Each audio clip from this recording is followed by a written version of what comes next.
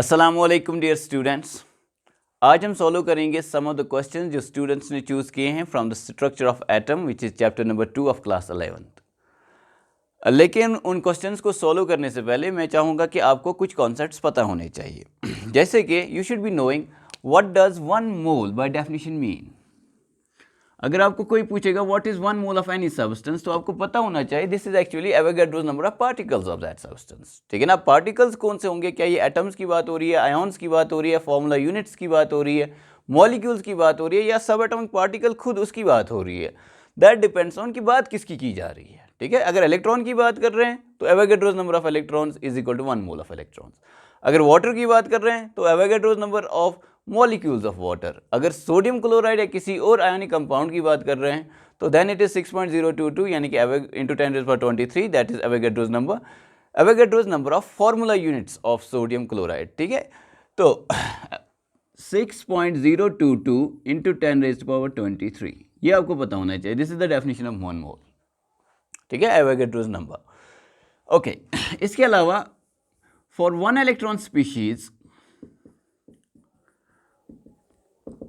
आपको पता होना चाहिए कि जब एक इलेक्ट्रॉन जंप करता है from 1 energy level to another energy level, energy को एब्जॉर्ब करता है फर्स्ट लेवल से, ग्राउंड स्टेट से लेके second excited state, third excited state, first excited state में जाता है, या इसके बरक्स ये भी हो सकता है कि फोर्थ एक्साइटेड स्टेट से ग्राउंड स्टेट में आया, या fourth energy level which is the third excited state वहाँ से ग्राउंड स्टेट में आया। ठीक है। तो उस केस में रेडिएशंस या तो एब्जॉर्ब होंगी या तो रेडिएशंस इमिट होंगी। अगर ग्राउंड से ऊपर जा रहा है, ठीक है ना, या लोअर लेवल से ऊपर जा रहा है तो एनर्जी एब्जॉर्ब होगी, और अगर ऊपर वाली लेवल से नीचे आ रहा है तो एनर्जी इमिट होगी। तो वो जो रेडिएशन इमिट होगी उसका हम एच न्यू देंगे equal to delta E, where nu is the frequency of that radiation.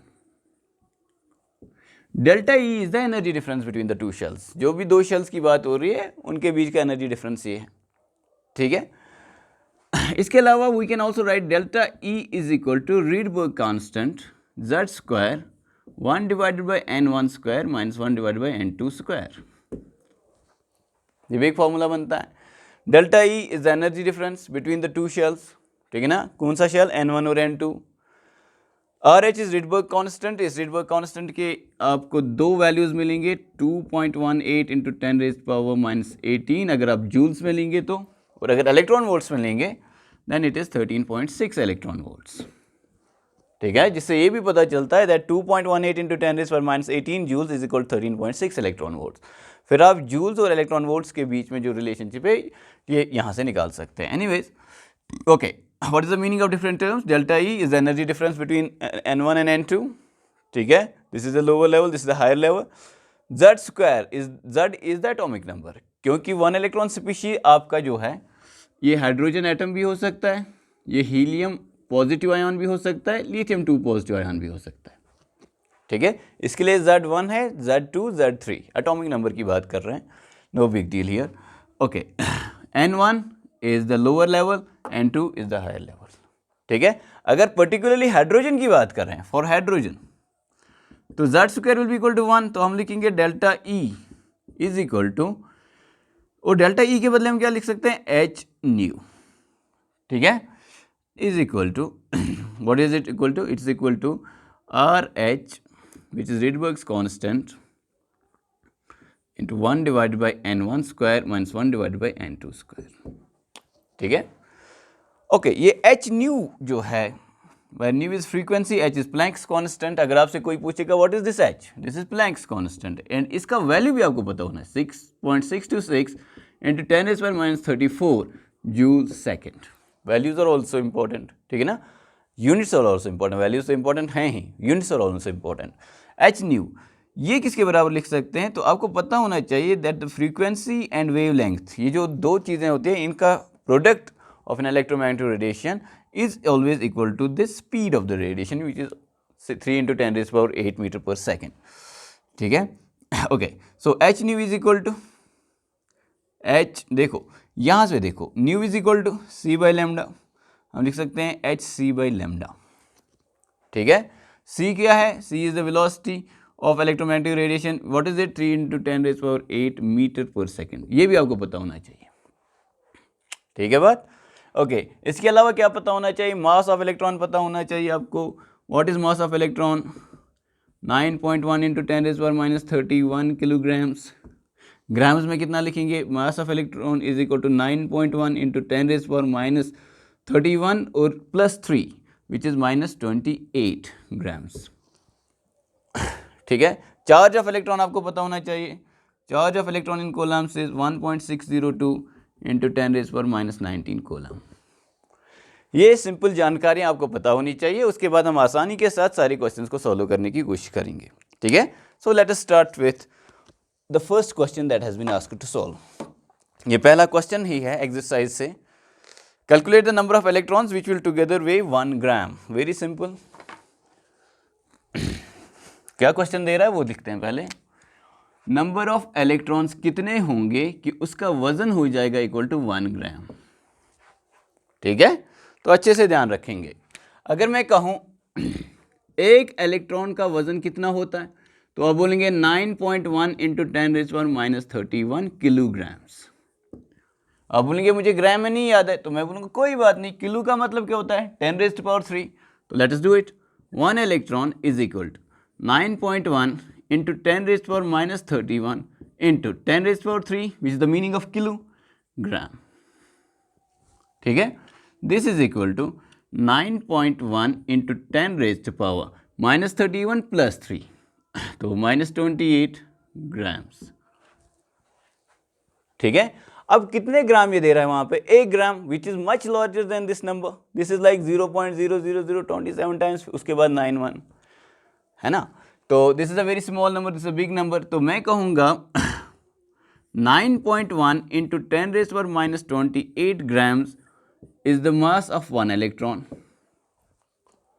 तो 1 ग्राम कितना होगा, सिंपल मैथमेटिक्स, इसको डिवाइड में ले जाएंगे, 1 डिवाइडेड बाई 9.1 इंटू 10⁻28 इलेक्ट्रॉन्स। वो कितना हो जाएगा, बहुत ही आसान है, सिंपल कैलकुलेशंस आप कर लीजिए। 1 डिवाइडेड बाई 9.1 इंटू 10⁻, ये जब ऊपर जाएगा तो 28 इलेक्ट्रॉन्स। थोड़ा सा कैलकुलेटर आपको यहाँ पे यूज करना पड़ेगा, तो let us do that. 1 divided by 9.1, this is equal to 0.109 into 10⁻28 electrons. और अगर इसको स्टैंडर्ड फॉर्म में लिखें तो एक कदम आगे, यहाँ से एक कम हो जाएगा, 1.09 into 10⁻27 electrons, and that is the answer. ठीक है, क्या क्वेश्चन था, कितने इलेक्ट्रॉन्स 1 ग्राम वजन के होंगे। तो आंसर निकला कि अगर हम लेंगे 1.09 into 10⁻27 electrons, it's a huge number of electrons, तो उन इलेक्ट्रॉन्स का वजन कितना हो जाएगा, 1 gram, which gives an idea about कि एक इलेक्ट्रॉन कितना कम है इन वजन। ठीक है ना, मास में कितना कम है, जो आपको यहाँ से भी अंदाजा हो जाएगा। सिंपल प्रोसीजर है, रिपीट देखिए, अगर आपको समझ नहीं आया you will get how to do it. ठीक है, now let's move to the next question.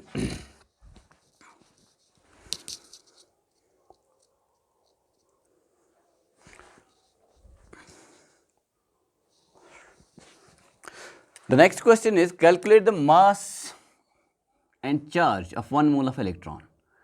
यानी कि ये दे रहा है आपको 1 mole of electrons, जो आप समझते हैं इज इक्वल 6.022 इंटू 10⁻23 इलेक्ट्रॉन्स। ये वहां से दे रहा है। ठीक है, निकालना क्या है, what is the mass of 1 mole of electrons and what is the charge of 1 mole of electrons। तो निकाल देते हैं, वेरी सिंपल। ओके, हम बोलेंगे mass of 1 electron is equal to 9.1 into 10⁻31 kilograms. ठीक है, ऐसा यूनिट किलोग्राम है, इसी में आंसर निकालेंगे। तो therefore mass of 6.022 into 10⁻23 electrons. कोई सीरियस मैथ नहीं है ये, बिल्कुल सिंपल है। एक इलेक्ट्रॉन का वजन इतना है, तो इतने इलेक्ट्रॉन्स का वजन कितना होगा। अगर मैं कहूँ 10 इलेक्ट्रॉन्स का कितना वजन होगा, तो आप बोलोगे 10 इंटू दिस नंबर। मैं बोलूँगा 50 इलेक्ट्रॉन्स का कितना नंबर होगा, कितना वजन होगा, तो आप बोलोगे 50 इंटू दिस नंबर। तो एवोगैड्रोस नंबर का ऑफ इलेक्ट्रॉन्स अगर आपके पास हैं तो कितना वजन होगा? Simple 6.022 into 10⁻23 into 9.1 into 10⁻31 kilograms. फिर से आपको मैथ करना पड़ेगा, यहाँ पे थोड़ा सा कैलकुलेटर का इस्तेमाल करना पड़ेगा, which is okay because this is not the kind of question कि जिसमें आप कैलकुलेटर यूज़ ना करें। 6.022 multiplied by 9.1, this comes equal to 54.8 into 10 raised to power, ये कितना हो गया 23, ये कितना हो गया -31, which is equal to 54.8 into 10 raised to power 23 minus 31 is -8, ठीक है। This is equal to standard form में लिखें तो 5.48 into 10 raised to power -7 kilograms की बात हो रही है, ठीक है भाई। अगर ग्राम्स में निकालना हो तो very simple 5.48 into 10 raised to power -7, kilo के बदले क्या लिखूं भाई 10 raised to power 3 grams. This is equal to 5.48 into 10 raised to power -7 और 3 -4 ग्राम्स। सो ये कैलकुलेशन किसके लिए था? For mass of 1 mole of electron. अब दूसरा कैलकुलेशन करेंगे चार्ज, बिल्कुल सेम, वेरी वेरी सिमिलर। हम बोलेंगे कैलकुलेशन फॉर चार्ज, तो कर लेते हैं भाई साहब। Okay, what is charge of an electron? 1.602 into 10 sorry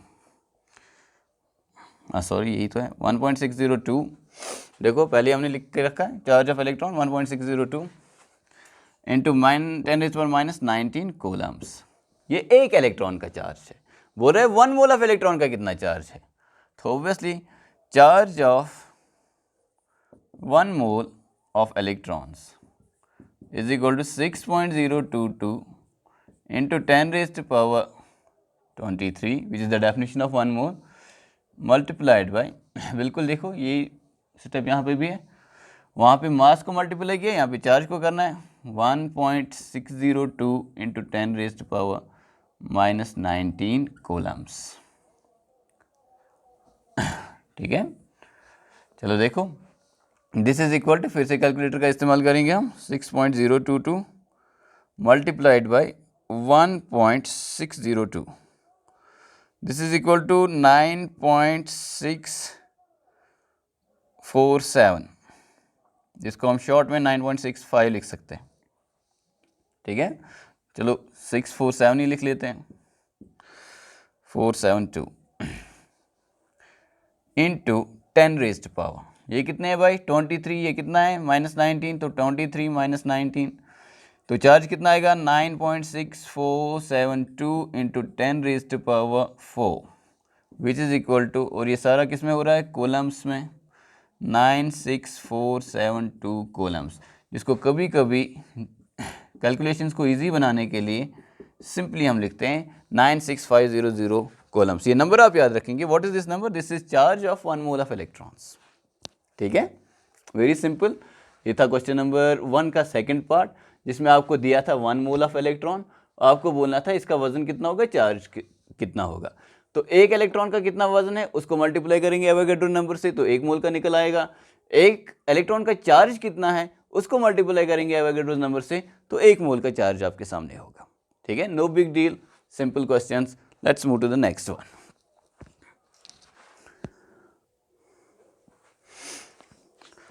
so we have question number 2, जिसका पहला पार्ट आपसे पूछ रहा है कि what is the total number of electrons in 1 mole of methane. तो क्या दे रहा है बेटे, वो दे रहा है 1 मोल ऑफ मीथेन, और आप सबको इसका फॉर्मूला पता होगा, CH4। बोलता है कि इसमें टोटल नंबर ऑफ इलेक्ट्रॉन्स कितने हैं, ठीक है। For example your balloon has 1 mole of methane in it. वो पूछ रहा है कि बैलून में कितने इलेक्ट्रॉन्स हैं, can you tell? Answer is very simply yes. देखो भाई कैसे, 1 मोल ऑफ मीथेन, चलो मीथेन को देख लेते हैं, देखते हैं कि एक मीथेन में कितने इलेक्ट्रॉन हैं। उसको किससे मल्टीप्लाई करेंगे, किससे 1 मोल बनाने के लिए? एवोगैड्रोस नंबर से। उसको एवोगैड्रोस नंबर से मल्टीप्लाई करेंगे तो हमें पता चलेगा कि 1 मोल ऑफ मीथेन में कितने इलेक्ट्रॉन्स हैं। तो CH4 इसमें कार्बन है, बोलो भाई कार्बन में कितने इलेक्ट्रॉन्स होते हैं? 6 इलेक्ट्रॉन्स। 4 हाइड्रोजन में कितने इलेक्ट्रॉन्स होंगे? 4 इलेक्ट्रॉन्स। तो टोटल कितना इलेक्ट्रॉन्स हुआ मीथेन के अंदर? 10 इलेक्ट्रॉन्स। हम बोलेंगे number of electrons in 1 molecule of methane.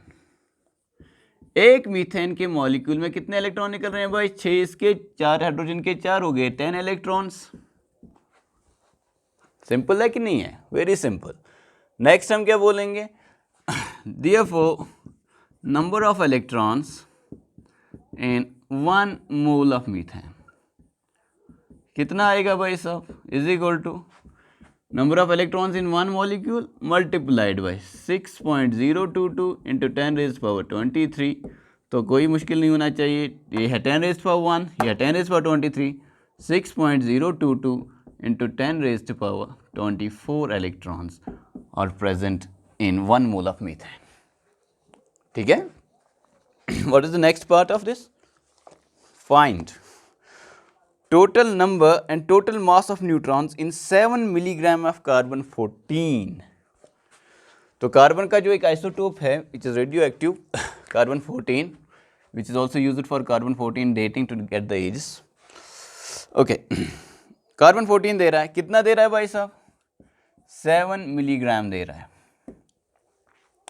ठीक है, और हमें फाइंड क्या करना है? फाइंड करना है total number and total mass of neutrons. Number of neutrons कितने हैं? किस में? 7 मिलीग्राम्स ऑफ कार्बन 14 में। और नंबर ऑफ न्यूट्रॉन्स के अलावा मास ऑफ न्यूट्रॉन्स, ये जो नंबर है उनका वजन कितना होगा। लेकिन उसके लिए उसने मास ऑफ न्यूट्रॉन दे रखा है।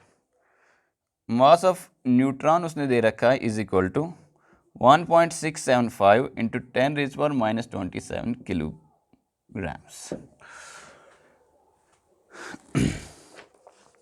ठीक है, ये आपके सामने क्वेश्चन है। वेरी सिंपल, लॉजिक को जिंदा रखें अपने दिमाग में। ठीक है, लॉजिक का इस्तेमाल करके क्वेश्चन को आसानी के साथ हम सॉल्व कर लेंगे।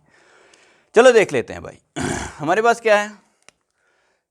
कार्बन 14।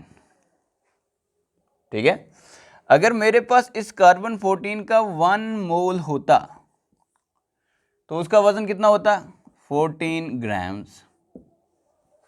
यही है भाई साहब? ओके, तो मैं बोल रहा हूं 14 grams is equal to 1 mole of carbon 14। सही है कि गलत है? बिल्कुल सही है। कितना दे रहा है? 7 मिलीग्राम। तो मुझे खुद रिलेशन देखना है। 14 डिवाइड बाई 2 करूंगा तो 7। तो मैं कहूँगा 7 ग्राम में कितना होगा? तो मैं बोलूँगा 1 डिवाइडेड बाई 2। ठीक है, 14 divided by 2, 1 divided by 2 moles of carbon 14। लेकिन क्या वो ग्राम दे रहा है? नहीं, वो दे रहा है मिलीग्राम्स। ठीक है, तो मैं कहूँगा इट इम्प्लीज 7 मिलीग्राम्स ऑफ कार्बन 14 में होंगे 1/2, दिस इज 0.5 मोल्स। 7 ग्राम में 0.5 मोल्स, 7 मिलीग्राम में 0.5 मिलीमोल्स।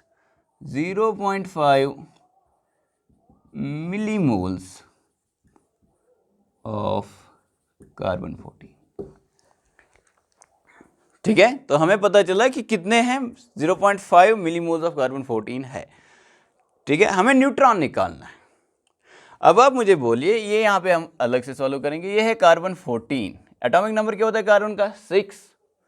तो नंबर ऑफ न्यूट्रॉन्स कितने होंगे? Number of neutrons this is equal to 14 mass number minus atomic number is equal to 8। ठीक है ना, मतलब डायरेक्टली भी हम ये कर सकते हैं, इस लेवल पे करने की जरूरत नहीं है अलग से, लेकिन दिखा रहे हैं आपको कि एक कार्बन 14 के पास कितने न्यूट्रॉन्स हैं? 8 न्यूट्रॉन्स। हमारे पास कितना है? 0.5 millimoles of carbon 14। Okay, so we will write 1 atom of carbon 14 has 8 neutrons. है कि नहीं है भाई? ठीक है, तो 0.5 मोल्स के पास कितना होगा? 8 मल्टीप्लाइड बाई, 1 मोल होता तो एवोगाड्रोस नंबर, 1 मोल नहीं है, हाफ ही मोल है, तो हम लिखेंगे Avogadro's number divided by 2, 6.022 divided by 2 neutrons. समझा रहा है? यहाँ पे एक एटम के पास 8 न्यूट्रॉन है, एक मोल के पास 8 इंटू एवोगैड्रोस नंबर, आधे मोल के पास कितना होगा 8 इंटू 6.022 डिवाइड बाई 2। ठीक है, 6.022 divide by 2 is equal to, this is equal to, देखो ये इसको यहाँ से काट भी सकते हैं, और सिंपल मल्टीप्लीकेशन है, कैलकुलेटर यूज नहीं करेंगे। 4 2 ज़ार 8, 4 2 ज़ार 8, 4 0 ज़ार 0, 4 6 ज़ार 24, 24.088। लेकिन यहाँ पे हम एक चीज़ भूल गए हैं, that is into 10 raise power 23, वो हम यहाँ पे लिख लेते हैं, इंटू 10 रेज़ पावर 23 न्यूट्रॉन्स।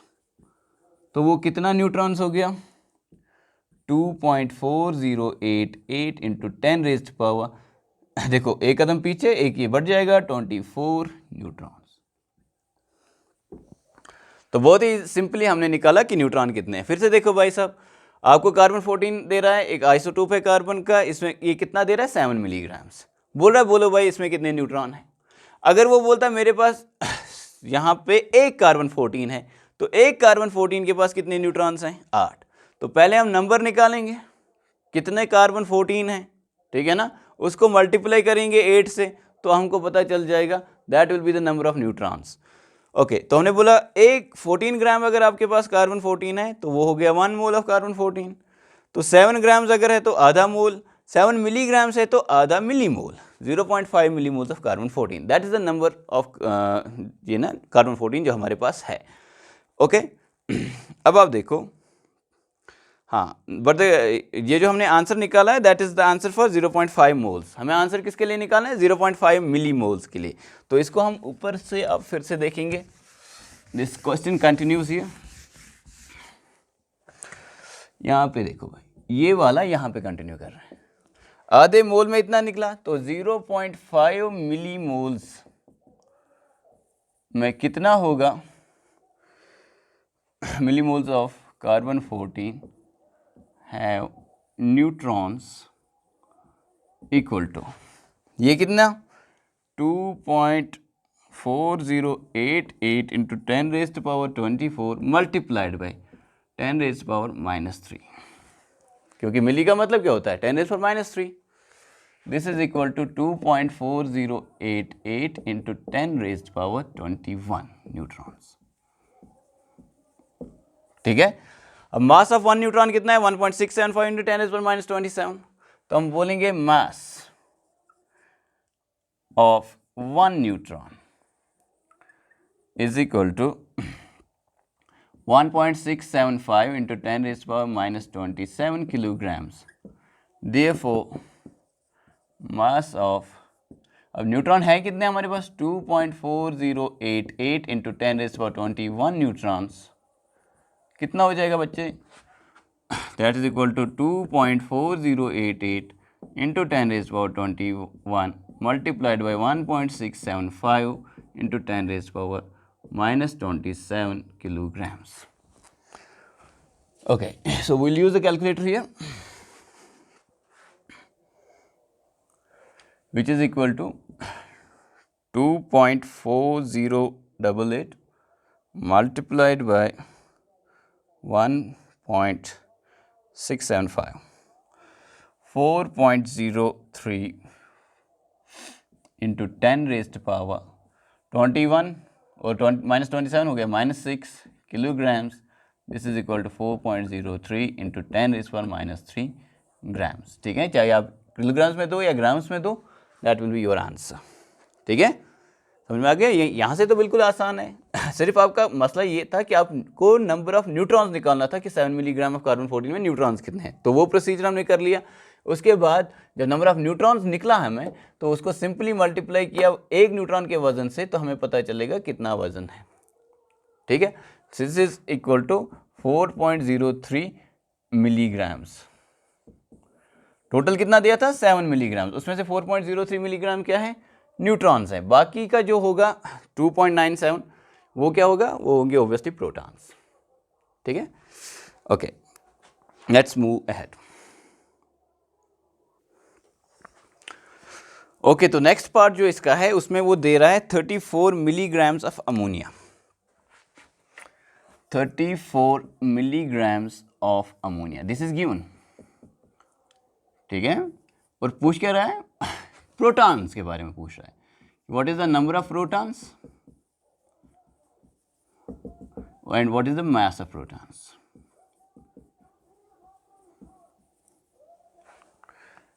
ठीक है, वेरी सिंपल. जिसको पहला वाला, इससे पहले वाला क्वेश्चन समझने में थोड़ी सी डिफिकल्ट हुई, वो ये क्वेश्चन भी जब देखेगा तो दोनों क्वेश्चंस करने के बाद you should be able to understand both of them. चलो देखते हैं.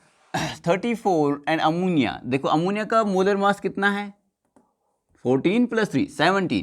तो मैं कहूँगा 17 ग्राम्स ऑफ अमोनिया,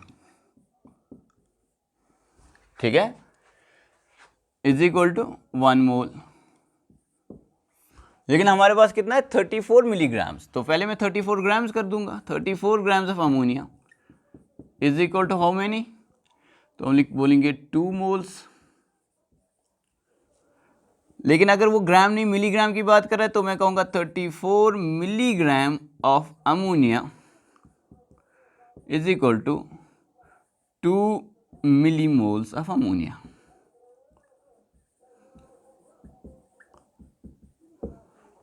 ठीक है, 2 millimoles of ammonia.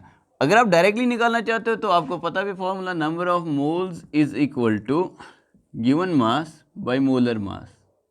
Given mass in grams divide by molar mass. तो गिवन मास कितना है? 34 milligrams. That is 34 into 10⁻³ grams divided by molar mass कितना है? 17 ग्राम्स पर मोल. तो ये कितना हो गया? 2 इंटू 10⁻³ मोल्स. ये कितना हो गया? 2 millimoles. This is also a procedure. ऐसे भी कर सकते हैं, अगर आसानी के साथ करना चाहते हो तो दिस इज अ वे. ठीक है, 2 मिलीमोल्स निकला, या जिसको हम बोल सकते हैं is equal to 2 into 10⁻³ moles. तो this is the amount of ammonia that we have, 2 millimoles. Okay, अब हमें निकालना क्या? Number of protons. सबसे पहले हम देखेंगे नंबर ऑफ मॉलिक्यूल्स कितने हैं. Number of molecules that is always equal to number of moles into Avogadro's number. ठीक है, नंबर ऑफ मोल्स कितना है? 2 इंटू 10⁻³ जैसे कि देख रहे हो, इंटू 6.022 इंटू 10⁻23. ठीक है, थोड़ा डिफरेंट प्रोसीजर से जा रहे हैं, दोनों आपको समझ में आ जाने चाहिए. तो ये सिंपल मैथमेटिक्स है, कैलकुलेटर यूज़ नहीं करेंगे. 2 2 ज़ा 4, 2 2 ज़ा 4, 2 0 ज़ा 0, 2 6 ज़ा 12 इंटू 10⁻³ और 23 is 20. This is equal to 1.204 into 10⁻21 NH3 molecules. ये निकले हमें मॉलिक्यूल्स. अब हमें निकालना क्या है? Number of protons. हम बोलेंगे 1 मॉलिक्यूल ऑफ अमोनिया हैज. जरा बोलो भाई, एक अमोनिया में कितने प्रोटॉन होंगे? नाइट्रोजन में कितने होते हैं? 7. हाइड्रोजन में 1, 3 हाइड्रोजन में 3, तो टोटल कितना हो गया? 10. 10 प्रोटॉन्स. ठीक है, therefore नंबर ऑफ प्रोटॉन्स, तो कितने प्रोटॉन्स होंगे in 1.204 into 10⁻21 NH3 molecules?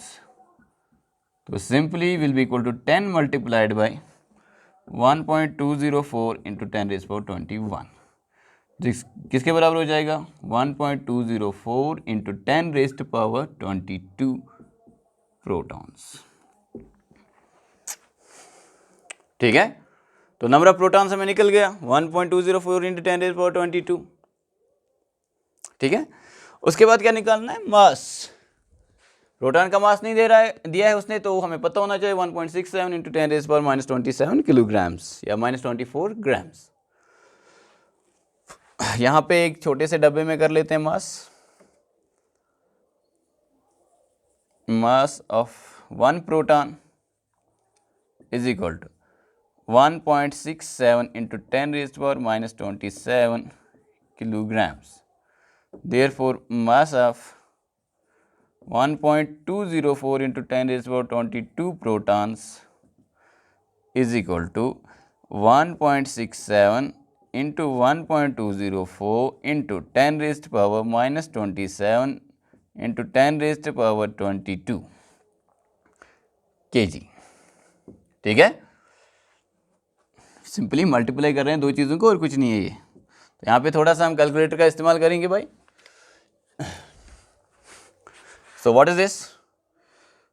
This is 1.67 multiplied by 1.204, that is equal to 2.01 into 10 raised power -27 और 22 -5, ठीक है, किलोग्राम्स।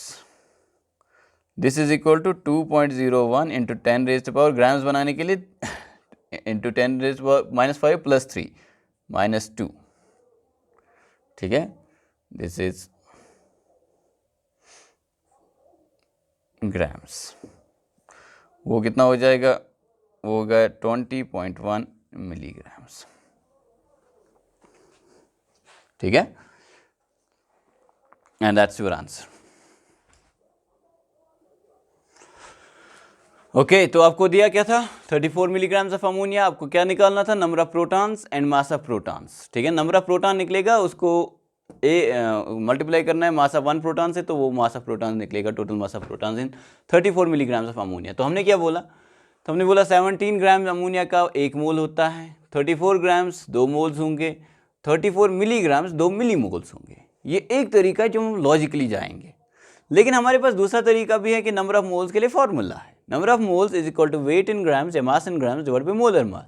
मास इन ग्राम्स कितना है? 34 ग्राम्स। मिलीग्राम्स को ग्राम में कैसे कन्वर्ट करते हैं? मिली के लिए 10⁻³ लिखते हैं। 34 into 10⁻³ grams divided bye 17। 17 2s are 34, this is 2 into 10⁻³ moles, या जिसको हम 2 मिली मोल्स बोलते हैं, ठीक है। तो this is the number of moles जो हमें निकला, number of moles of ammonia, ठीक है। उसके बाद number of molecules is always number of moles into Avogadro's number, तो वो हमें निकला इसके बराबर 1.204 इंटू 10⁻21, ठीक है। फिर हमने बोला कि एक मॉलिक्यूल ऑफ अमोनिया में 10 प्रोटॉन होते हैं, 7 नाइट्रोजन के 3 हाइड्रोजन के, तो इसको सिंपली मल्टीप्लाई बाय 10 करेंगे तो 10⁻22 हो जाएगा। तो हमारे पास टोटल नंबर ऑफ प्रोटॉन्स कितने होंगे? 1.204 इंटू 10⁻22। फिर मास कितना होगा? 1.204 into 10⁻22 into mass of 1 proton. 1 proton का मास कितना है? 1.67 इंटू 10⁻27 किलोग्राम्स। दोनों को मल्टीप्लाई करने के बाद हमें आंसर क्या निकला? हमें पहले निकला 2.01 इंटू 10⁻5 किलोग्राम्स, ठीक है। तो किलोग्राम्स को अगर हम ग्राम्स में कन्वर्ट करते हैं तो 2.01 इंटू 10⁻5 इंटू 10⁻3 ग्राम्स, तो किसके बराबर आता है? 2.01 इंटू 10⁻2 ग्राम्स। लेकिन अगर हमें मिलीग्राम्स में आंसर निकालना हो, we can keep it to kilogram, ऐसी कोई बात नहीं है कि हमें मिलीग्राम्स में निकालना है। लेकिन if we want to get a feel of it कि 34 मिलीग्राम्स में से प्रोटॉन कितने मिलीग्राम्स है, तो हम बोलेंगे 2.01 इंटू 10⁻, ये -2 है, -2 इंटू 10⁻³ मिलीग्राम्स, क्योंकि 1 gram is 10⁻³ milligram. This is equal to 2.01 into -2 और ये 1 के बराबर होता है 10 मिलीग्राम्स, और यही होता है बराबर 20.1 मिलीग्राम्स। 34 में से 20.1 मिलीग्राम क्या है? प्रोटॉन्स है। बाकी क्या जो बचा विच इज 13.9, वो क्या होंगे? न्यूट्रॉन्स। तो आप बोलेंगे न्यूट्रॉन कैसे कम है? क्योंकि इसमें हाइड्रोजन है ना, हाइड्रोजन में सिर्फ प्रोटॉन है, इसमें इसका मास हम 1 कंसिडर कर रहे हैं, तो हाइड्रोजन में प्रोटॉन है, न्यूट्रॉन नहीं है, इसलिए प्रोटॉन्स का वजन ज़्यादा हो रहा है यहाँ पे, ठीक है। इसके साथ ही एक क्वेश्चन पूछ रहा है इसमें, एक्चुअली इसने दिया था अमोनिया 34 मिलीग्राम एट STP, ठीक है ना। तो हमने वो पढ़ा भी नहीं, क्यों? बिकॉज इज गिविंग मास, और मास को क्या STP या NTP से कोई फर्क पड़ता है? कोई फर्क नहीं पड़ता। आप कोई भी प्रेशर लो, कोई भी आप temperature low, mass remains unchanged and amount remains unchanged. जो चीज़ चेंज होती है उससे दैट इज वॉल्यूम, ठीक है ना। तो वॉल्यूम की तो हम बात ही नहीं कर रहे हैं कहीं पे, वो यही पूछ रहा है will the answer change if temperature and pressure change? Answer is no, the answer will not change. अगर हम कहीं से वॉल्यूम का कॉन्सेप्ट इसमें लाते, वॉल्यूम निकालना होता, तो वॉल्यूम चेंज होता अगर प्रेशर और टेम्परेचर चेंज होते, लेकिन हम मास और नंबर की बात कर रहे हैं। ये दोनों चीज़ें जो है they are independent of temperature as well as pressure, so answer will not change. Okay, now let's move to the next question which is 2.13 question.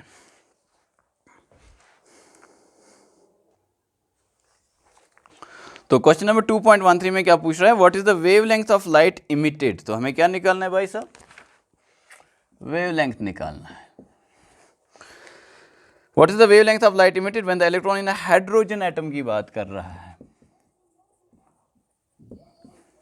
ठीक है। तो बोहर का लगेगा क्योंकि 1 इलेक्ट्रॉन स्पीशीज है। Undergoes transition from an energy level with n equal to 4 to an energy level n equal to 2।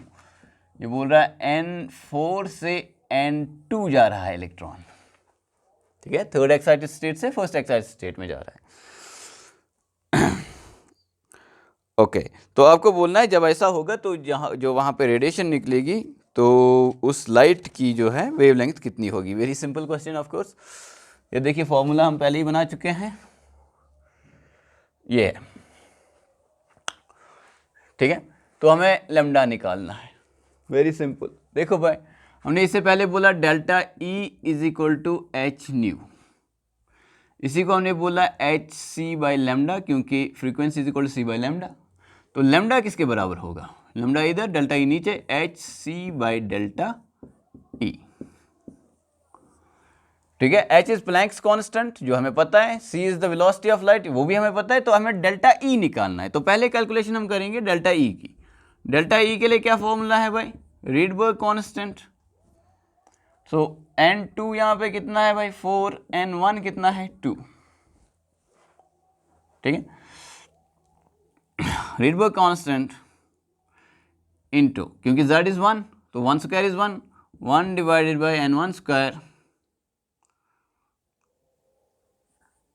Minus 1 divided by n2 square. ये देखो भाई ये फॉर्मूला है, this is equal to,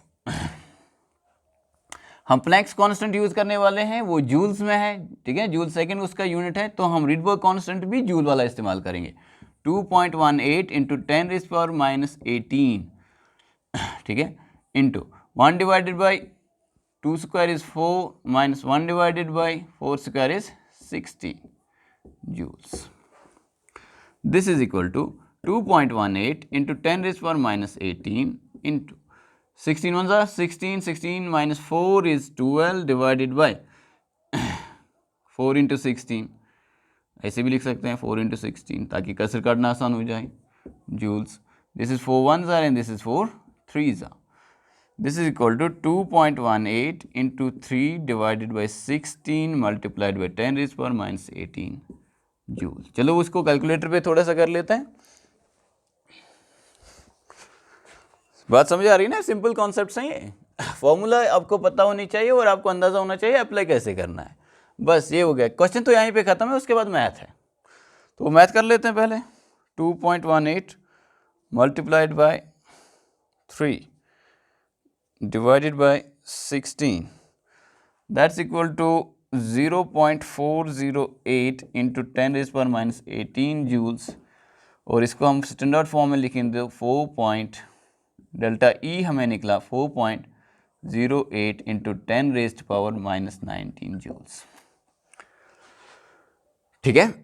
okay अब हम अपना लैम्डा निकाल लेते हैं। Lambda is equal to H के बदले 6.626 into 10 raised power minus 34 joule second, C के बदले 3 इंटू 10 रेज़्ड पावर 8 मीटर पर सेकेंड, डिवाइडेड बाई क्या कर लें भाई, डिवाइडेड बाय डेल्टा ई वो हमें निकला 4.08 into 10 raised power minus 19 joule. याद रखिए when you use everything in SI unit the answer will be in SI unit. वो हम देख भी सकते हैं, देखो जूल और जूल कटा, सेकंड और पर सेकंड कटा, आंसर मीटर में आएगा। थोड़ा सा मैथ करने के बाद हमें कितना मीटर आएगा, चलो कर लेते हैं। तो वी हैव 6.626 मल्टीप्लाइड बाई 3, ठीक है, 6.626 multiplied by 3 is equal two divided by 4.08 is equal to 4.872 multiplied by 10 raised power। देखो भाई माइनस 34 8 प्लस 19 माइनस 34 प्लस 8 और माइनस 19 ऊपर जाके प्लस 19 हो जाएगा, 19 और 8 हो गए 27, 27 34 में से उतारेंगे तो कितना आता है भाई, दैट इज 27 और 3 और 7 आता है। So this is equal to 4.872 into 10⁻⁻7 metres. तो that will be the answer. उतना सफिशिएंट है, ठीक है। तो क्या निकला हमें आंसर, 4.872 इंटू 10⁻⁻7 मीटर। अगर नैनोमीटर में निकालना चाहें तो 4.872 इंटू 10⁻⁻7, 1 मीटर कितने nanometre, 10⁹ nanometre, that's equal to 4.872 into 10⁻² nanometre, that's equal to 487। देखो 2 है तो 2 कदम आगे, 0.2 नैनोमीटर। एंगस्ट्रॉम्स में निकालना चाहें तो एक और कदम आगे, 4872 एंगस्ट्रॉम्स। पिकोमीटर में निकालना चाहें तो 2 कदम और आगे, 487200 picometer. You can play with the units, है ना। You should just know what are the relationships. 1 meter is equal to 10⁻⁹ nanometer is equal to 10⁻10 angstroms is equal to 10⁻12 picometers. तो जो भी आप यूज करना चाहो जिस यूनिट में, अगर वो एक क्वेश्चन दे रहा है जिसमें ऑप्शंस दे रहा है तो ऑप्शन के जो यूनिट्स होंगे उस हिसाब से आप सॉल्व करोगे। अगर आप बस मीटर पे छोड़ दोगे, that's not the bad answer at all, that's the right answer, ठीक है। So let's move to the next question.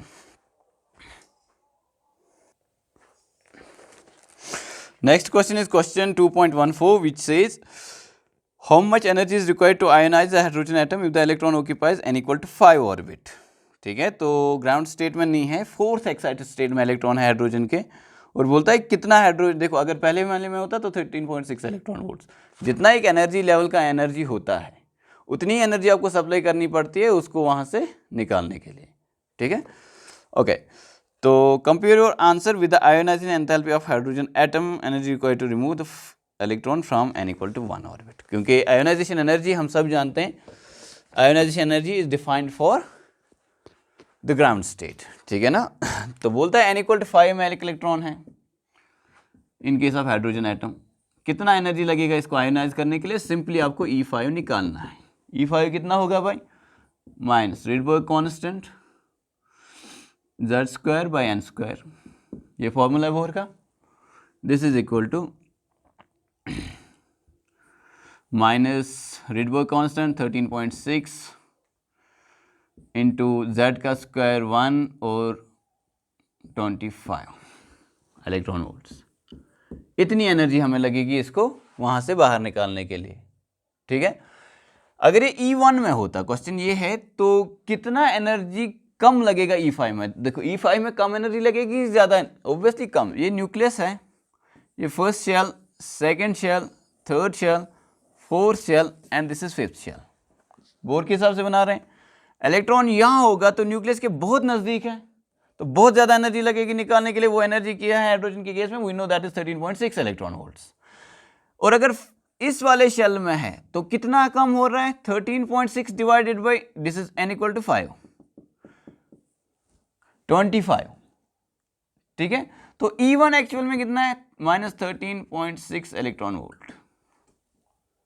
तो what amount of energy will be required to remove electron from the fifth shell, 13.6, ये minus हटा दो, ठीक है। 13.6 divide by 25, what is the energy required to remove electron from the first, 13.6 divided by, ये actually 1 है, 1 square which is 1। अगर कोई बोलेगा दूसरे से कितना, 13.6 divided by 4, 2 square, 13.6 divided by 9, 13.6 divided by 16, 13.6 divided by 25। तो ये E1 हो गया, ये E5 हो गया। What is E1 divided by E5?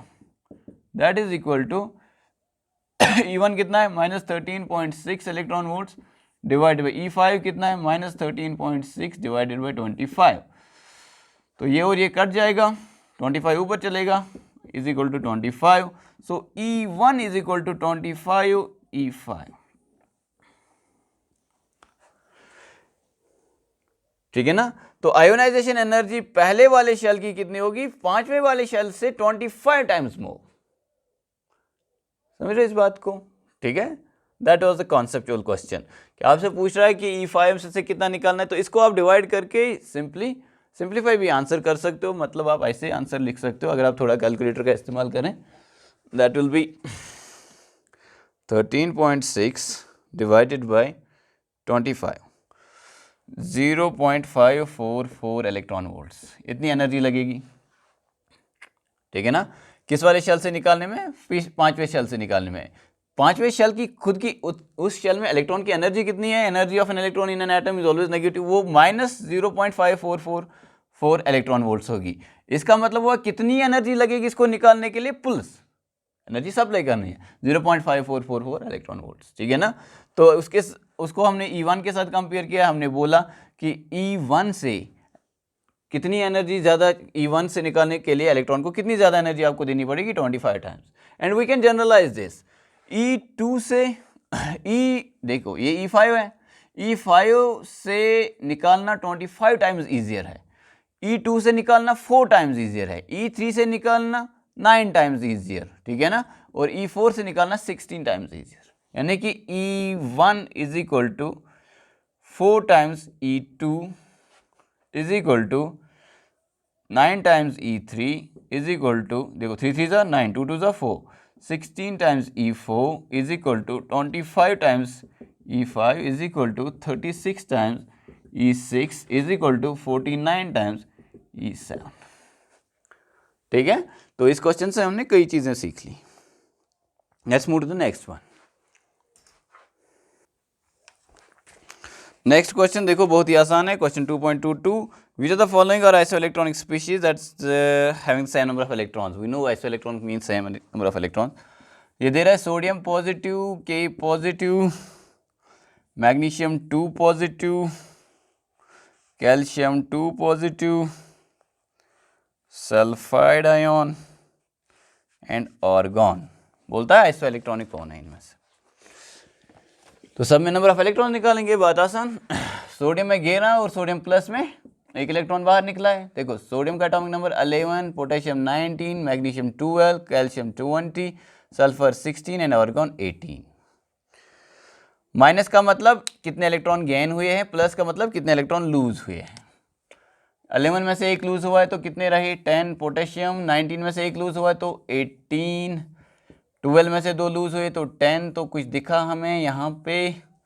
Calcium में से 2 बाहर निकले तो 18, हमें कुछ और दिखा 16, और 2 और इलेक्ट्रॉन्स है. सल्फर ने 2 इलेक्ट्रॉन्स को एक्सेप्ट किया, 16 और 2 कितने हो गए? 18.